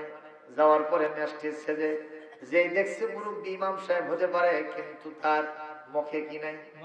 মাস্ক নাই। সঙ্গে সঙ্গে ওনাকে 3000 টাকা জরিমানা বসাইছে। কয় হাজার? আমার তাউই সাহেবের সাথে দেখা। তাউই সাহেবকে বললাম, চাচা বাবা বলেন তো আপনি আর কি করবেন, এখন কি অবস্থা, মনের অভিব্যক্তি কি? তাউই সাহেব বলতেছে, বাবা পরনে কাপড় থাক আর না থাক, কিন্তু মাস্ক থাকবে। জোরে কোন ঠিক না? আপনাদের এলাকায় বদরুল রশিদ ওয়াজ করতে আসে কিনা? কথা কয় না। বদরুল রশিদ চেনেন? বাংলাদেশের মাটি ও মানুষের বক্তা। মারহাবা কর। সেই বদরুল রশিদ সাহেব একদিন তার বাড়ির পাশেই ছিল পাঁচপীর বাজার। উনি ওনার বাজারে ওনার নিজের দোকানে এসে দোকান ঘর ভাড়া দিয়েছে, সেটা দেখতে আসছে, কিন্তু ওনার মুখে কি নাই? ইতিমধ্যেই ম্যাজিস্ট্রেট ইউনূস সাহেব হাজির, যে ওনাকে দাঁড়ায় রেখে 5000 টাকা জরিমানা করছে। কয় হাজার? জরিমানা কয় হাজার? 5000। কিন্তু বদরুল রশিদ তো উনি আবার দোধারা ছুরি, যাতেও কাটে আসতেও কাটে। মারহাবা কর। আল্লাহর কি কাজ, ওই ইউনূস সাহেবের গ্রামের বাড়িতে ওনার বাবা ওনাকে দাওয়াত দিয়েছে ওয়াজের জন্য। খবর আছে না? বাড়িতে গিয়ে জানে যে ইউনূস বাবা আমার দাওয়াত দিয়েছে। ফোন করে বলতেছে, চাচা আপনার মাহফিল কবে? বলো অমুক তারিখে। আমি যেতে পারতেছি না। কেন? ওই তারিখে আমার অন্য জায়গায় মাহফিল হয়েছে। কায়দা না বেকায়দা? সঙ্গে সঙ্গে বলছে, বাবা কি করেন আপনি? এত প্রচার হয়েছে, লোকেরা উদ্গ্রীব হয়েছে, আপনি কখন আসবেন, ওয়াজ শুনবে? বলে, চাচা যদি তাই হয় তাহলে আমাকে আরো 10,000 টাকা পাঠাতে হবে, আজকেই বিকাশ করতে হবে, নচেত প্রোগ্রাম ক্যান্সেল হয়ে যাবে। সঙ্গে সঙ্গে 10,000 টাকা পাঠায় দিয়েছে। আবার ইউনূস সাহেবকে বলছে যে যাও তো বগুড়াই কালুতে একজন বক্তা আছে বদরুল রশিদ সাহেব, ওনাকে ডাক দিয়ে নিয়ে যাও, নিয়ে যে চা খাওয়াও, এই বক্তা সাহেব আমার গ্রামে ওয়াজ করতে আসবে। ওনাকে ডেকে নিয়ে যে বলছে, আপনি কালো মানুষ, কামটা যে এত ভালো তা তো জানি না। জোরে কর মারহাবা। আমি বন্ধু ভাইকে জিজ্ঞেস করলাম, আপনারা কোন অভিব্যক্তি কি? কয় আর কিছু না থাকলেও মাছ থাকবে। কথা কর ঠিক না বেঠি? কথা কর ঠিক না বেঠি? বাজার থেকে স্বামী সব কিছু কিনে নিয়ে আসছে। বউ বলতেছে, মাছ কিনছো? ওই সব কিনতে আমার টাকা শেষ, মাছ কিনি কখন? ওই মাছ মানে বুঝে করছে খাওয়ার মাছ। বুঝতে পারছে? এই মাছ যখন সকলের মুখে মুখে উঠেছে, কার নির্দেশে? আরে কথা কন না কেন? মনে করবেন যে হুজুর আপনি তো আসছেন, আপনার কাছে আছে, এই যে দেখেন মারহাবা, আপনার কাছে আছে, সবার কাছে আছে, নাই কার কাছে?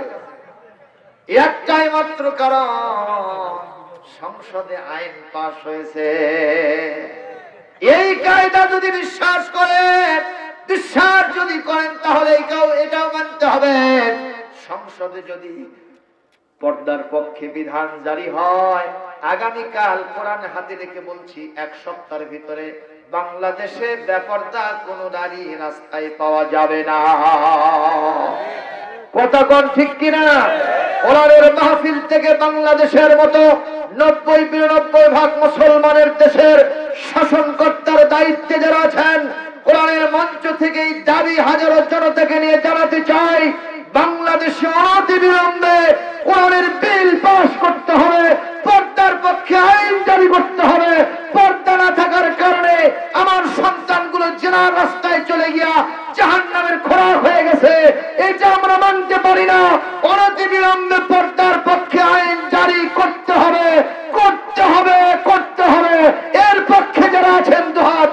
আল্লাহকে দেখাও।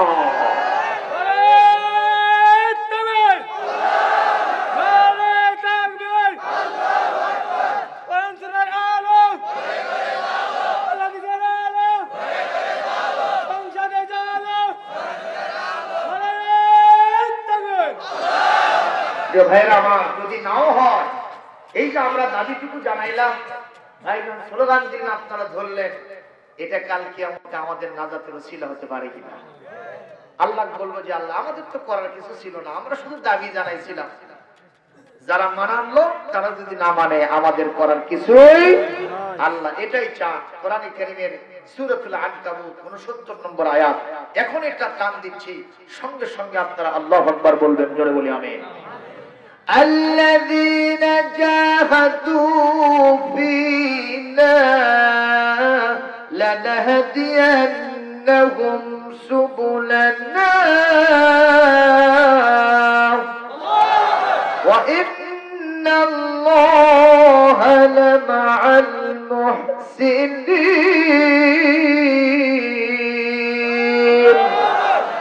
আমার আল্লাহ পাক বলেন, আমার বিধান প্রতিষ্ঠা করার জন্য যারা প্রাণান্তকর চেষ্টা করে, সাধনা করে, জিহাদ করে, জানমাল বাজি রেখে, আমি আল্লাহ পাক তাদের জন্য সমস্ত রাস্তা খুলে দেই। সুবহানাল্লাহ। এইবার আসিয়াকে ফেরাউন ধরে ফেলেছে, এসে বলতেছে আমারে খোদা মানো, কোশ্চেন কালেও নয়, কখনোই কথা দ্বিতীয়বার বলবা না। তুমি আমার স্বামী হতে পারো, কিন্তু খোদা হওয়ার দাবি করা যাবে না। কারণ তোমার পায়খানা করা লাগে, তোমার খাওয়া লাগে, তোমার অসুখ হলে তুমি কথাগতি করো, কথা কয় না। তুমি এমন হিরো মার্কা মানুষ, কিছুক্ষণ পর তুমি জিরো হয়ে যাবা, প্রাণটা চলে গেলে তুমি তার দুনিয়ায় বেঁচে থাকবে না। আমার রক্ত হবেন তিনি, যিনি হলেন হাইয়ুল কাইয়্যুম, যিনি চিরঞ্জীব, চিরস্থায়ী, লা তাবদীলা লিকালিমাতিল্লাহ ওয়া লান তাজিদা লিসুন্নাতিল্লাহি তাবদীলা। আল্লাহু আকবার বলেন। যার সুন্নতের মধ্যে যিনি কোনো পরিবর্তন নাই, যিনি চিরঞ্জীব, চিরস্থায়ী, আমার রব হলে সেই আল্লাহ আমার একমাত্র রব। জোরে কোন মারহাবা। এখন রাষ্ট্রপ্রধানের সামনে নিজের বিবি যদি বিপক্ষে কথা বলে, এই নির্বাচন সামনে আসতেছে, ঠিক না বেঠিক?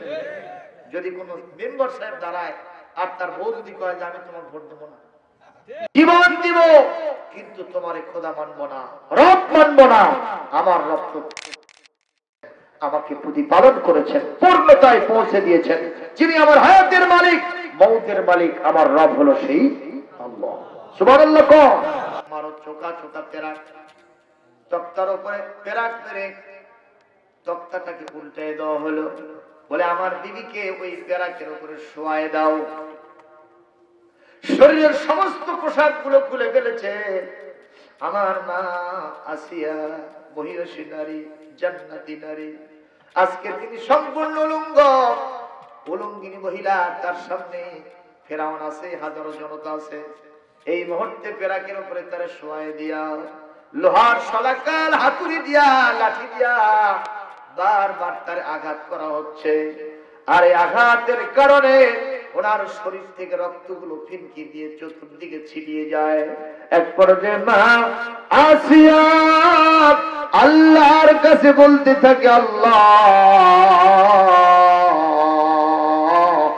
রব্বানা আফরিগ আলাইনা সাবরান ওয়া তাওয়াফানা মুসলিমিন। আল্লাহ, আপনি আমাদের উপরে ক্ষমা পরবশ হয়ে যান, ধৈর্যের বাঁধটা আমাদের খুলে দেন, ধৈর্য আরো বেশি করে দান করেন। ফেরাউন যেভাবে আমার উপরে অত্যাচার স্টিম রোলার চালায়, অধৈর্য হয়ে গিয়ে, অসহ্য হয়ে গিয়ে যেন তার কাছে বশ্যতা স্বীকার না করি, তারে যেন রব না মানি, তোমারে যেন কখনো না ছাড়ি। আমি যখন মারা যাব, আমাকে মুসলমান হয়ে শহীদি মরণ তুমি দান করো। এক পর্যায়ে আসিয়া বলল, রব্বি বিনিলি ইনদাকা বাইতান ফিল জান্নাহ। আল্লাহ, আমার রব, আমার জন্য তোমার কাছে জান্নাতের মধ্যে একটা ঘর বানায় দাও। আমার মন বলতেছে আমি আর বাঁচবো না, আমার নাকের মধ্যে আমি জান্নাতের শুভ সংবাদ ওই গন্ধ পাইতেছি, সুগন্ধ পাইতেছি। আমার মনে বলে আমি দুনিয়া থেকে এখন বিদায় হব। বিদায় যখন হতেই হবে, তুমি আমাকে ওই জান্নাতের মধ্যে একটা ঘরের অধিকারী করে দাও। আর ফেরাউন সহ জালেম যারা আমার উপর অত্যাচার চালায়, তুমি তাদের হাত থেকে আমাকে বাঁচায় দাও। হাদিস শরীফের ভিতরে, কোরআন কারীমের এই আয়াতের তাফসীরের ভিতরে এসেছে, হযরত আসিয়ার এই দোয়া শোনার সঙ্গে সঙ্গে আল্লাহ রাব্বুল আলামিন কারেন্টের মতো দোয়া কবুল করে নিয়ে ফেরেশতাদের বলে ফেললেন, ও ফেরেশতারা, তাড়াতাড়ি আসমানের দরওয়াজাগুলো খুলে দাও, আমার আসিয়ার জন্য জান্নাতের দরওয়াজাগুলো খুলে দাও। আমার আসিয়ার ঈমান বড় দামের ঈমান হয়েছে রে, আমার আসিয়া বিদায় হয়ে আসবে, আমি তার জন্য রেড কার্পেট রিসেপশনের ব্যবস্থা করব, লাল গালিচা পূর্ণ সংবর্ধনার ব্যবস্থা করব। আমার আসিয়া যখন বিদায় হবে, আমার জান্নাত দেখতে দেখতে, রহমত দেখতে দেখতে যেন পরওয়াজ করে বিদায় হতে পারে। লিল্লাহি তাকবীর, লিল্লাহি তাকবীর। আমার ভাইরা, এইভাবে মা আসিয়া দুনিয়া থেকে বিদায় হয়ে গেলেন। জবাব দেবেন, আসিয়ার চাইতে আমাদের জীবনের মূল্য কি বেশি? কথা বলেন। বিদায় তো হতেই হবে, যে যে কথাই বলেন না কেন। ওই কবি বলছে কত সুন্দর করে, আহারে দেহ তোমার চর্ম চট পচে গলে যাবে, শিরা উপশিরা গুলো ছিন্ন ভিন্ন হবে, মন্দ মেরুদণ্ড হবে সবই খণ্ড খণ্ড, পড়ে রবে মাটির উপর, রে মন আমার কেন বাঁধো দালান ঘর, একদিন মাটির ভিতরে হবে ঘর, রে মন আমার কেন বাঁধো দালান ঘর। কথা বলতে হবে, ঠিক না ঠিক? মরা যখন লাগবে, সর্বশ্রেষ্ঠ মওত কামনা করব কার কাছে? আল্লাহ সবাইকে দান করুন বলি আমিন। প্রিয় ভাইরা, আবার শেষ করব। ও মুসলমান, তাহলে আমরা বুঝলাম জিনার পথ হলো কার পথ? সবাই কার পথ? এই যে আমরা সুদ খাই, শেষ করছি, কষ্ট হচ্ছে আপনাদের? এই যে আমরা সুদ খাই, আমরা ঘুষ খাই, এগুলো সুদ খাওয়া, ঘুষ খাওয়া না গু খাওয়া? কি খাওয়া? এরকম গু খাওয়া, এরকম ময়লা খাওয়া আমাদের দেশে আছে না নাই? কোরআনে কারীম সূরাতুল বাকারা 168 নম্বর আয়াত, আল্লাহ পাক বলেন কি সুন্দর করে, ইয়া আইয়ুহান নাসু কুলু মিম্মা ফিল আরদি হালালান তাইয়্যিবা ওয়ালা তাত্তাবিউ খুতুওয়াতিশ শাইতান ইন্নাহু লাকুম আদুউম মুবিন। আল্লাহ পাক বলেন, হে মানুষ সকল, এই রান্নার গুণ, কুলু মিম্মা ফিল আরদি হালালান তাইয়্যিবা, যেগুলো হালাল খাবার, এই খাবারগুলো তোমরা গ্রহণ করো। হারাম খাবারের সাথে সংস্রব রাখা যাবে না। আবার হারাম খাবার খেয়ে ইবাদত করলে কবুল হবে না। নবীজি বলেছেন, একটা মানুষ দীর্ঘ সেজদা দেয়, দীর্ঘ রুকু করে, এরপরে আল্লাহর কাছে এরকম হাত তুলে মোনাজাত আর ছাড়ে না, আছে না নাই? আল্লাহ এই দাও সেই দাও, এই দাও সেই দাও, এত মোনাজাত করে, মোনাজাত ছাড়ে না। অথচ তুআবুহু হারামুন শারাবুহু হারামুন, তার খাবার, তার পানীয়, তার পোশাক যা ছিল সবগুলো হারাম। এই হারামখোর ব্যক্তির দোয়া মাথার উপরে পর্যন্ত ওঠে না, কবুল হয় না। কার কথা? আল্লাহর কথা, নবী তার কণ্ঠে বলে দিয়েছেন। তাহলে বুঝতে হবে সুদের পথ হলো কার পথ? কথা বলেন, কার পথ? ঘুষের পথ কার পথ? মানুষের অধিকার হরণ করা কার পথ? ওই আপনার অন্যের জমি জবরদখল করা আমাদের দেশে আছে না নাই? জোরে কোন আছে না নাই? এটা কার পথ? হোটেলে খাবার খেয়ে নাস্তা করে আমি সরকারি দলের লোক, আমার কোনো বিল দেওয়া লাগবে না, এটা কার পথ? আর জোরে কোন কার পথ? এরকম সরকারি মাস্তান আছে না নাই? ফেরাউনের সময় ছিল, খাবার খায়া বিল দেয়। তো এসে বলতেছে এই বিল দাও। যে মেয়ে তুমি জানো না আমি সরকারি লোক, আমি সরকারি মাস্টার, আমার বিল দিতে হবে না। মুসা আলাইহিস সালাম ওই দিক দিয়ে যাচ্ছিল, এই কি হচ্ছে এখানে? বলে ভাই আমার থেকে খাবার খেয়েছে, টাকা দে। কি কয়? আমি সরকারি মাস্টার, টাকা দে। মুসা আলাইহিস সালামের কোনো খাতির, মুসা আলাইহিস সালামের কাছে কোনো খাতির। হযরত ওমর সাল্লাল্লাহু আলাইহি ওয়াসাল্লাম, হযরত ওমর আলাইহিস কি ওমর রাদিয়াল্লাহু তাআলার সাথে মুসা আলাইহিস সালামের কিছুটা কি আছে, মিল আছে। ন্যায় কথা বলবে, ন্যায় কাজ করবে, তাতে কোনো খাতির নাই। মুসা আলাইহিস সালাম খালি চর মারছে টানে একটা, কয় চর? এক চর মারার সাথে সাথে ওই পড়াও সারা মরাও সারা। মারহাবা। বাইদি ভাই কথাটা ফেরাউনের কাছে চলে গেছে। একজন দৌড়ে যে হাঁপায় আর কয় স্যার শেষ, এক সরি শেষ। ওই কি এক সরে শেষ? আপনার এক সাথী সঙ্গী সরকারি মাস্টার খালি একটা চর খাইছে আর মরে গেছে। কে চর মারলো? বোধহয় মুসা মারছে না? কয় স্যার মুসা মারছে, সেটা আপনি কেমনে জানলেন? কয় ছোটবেলা আমি একটা খাসনো। এরা জোর করেন মারহাবা। খাইছে না খাই না? ছোটবেলা একটা চর খাইছে, এই জন্য ফেরাউন বলতেছে সম্ভবত মুসা মারছে। আমি একটা খাইছিলাম।